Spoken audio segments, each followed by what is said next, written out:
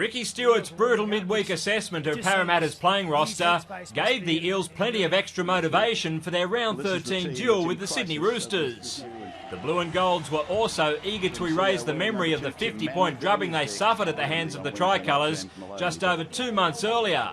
But the early signs weren't encouraging as the visitors finished where they left off on April Fool's Day. And Maloney kicks over to the corner. Tupou might score here. In fact, I think he might have scored. Tupou right above the pack. Look at that. Wow. The corner post went, but don't worry about it. We have a try. Para failed to trouble the scorers in their last meeting with the Chooks. However, this time it took them less than 14 minutes. Now to Loco. Loco to Sio, and Sio scores. Ken Sio has scored.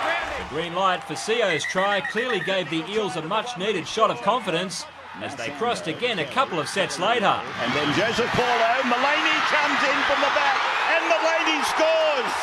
However, Parramatta's shock lead was short-lived. And it's come to Kennedy. Kennedy's big and strong, and he gets it down to score.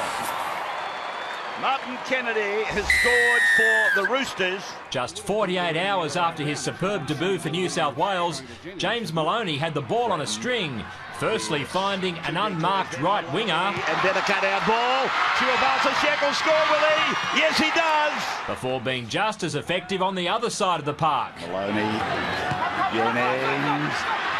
Jennings to Tupou. Tupou sprinting, lifting the legs high, skipping over the top of the last tackler. Tupou's first half double against his old club helped the Roosters to a 24-12 lead at the break. And if there was one thing Parramatta needed to make a game of it in the second 40, it was a generous slice of luck. Sendo throws the ball, it's knocked on, I think, by Lussick. Going in to score is Jared Hayne. The Eels were indeed fortunate to be awarded that one by the men upstairs, as the replay showed Darcy Lussick was offside when he received Chris Sando's pass. Meanwhile, the men in the middle were also being kept on their toes. So they're going to let him go. It's on. It's on. There's punches going.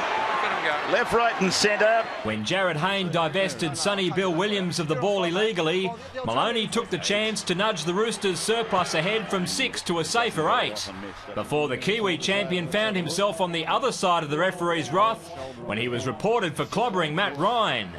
Then this highly entertaining affair took another turn. And gives it to Terapo, who's got Mitchell Pearce with him, but he beats him, he beats another one, Wow. Terapo has scored! That's a brilliant effort by the lock forward, Penny Terapo. Wow! What about anyone's? Down by 2 inside the final 10, Para could smell a monumental upset. Sendo with a little chip and a regather is there. No, it's gone the other way with Minicello, a swerving run. He's gone down the ground, supporters coming. It'll have to hurry, Mena won't make it, Minicello will score.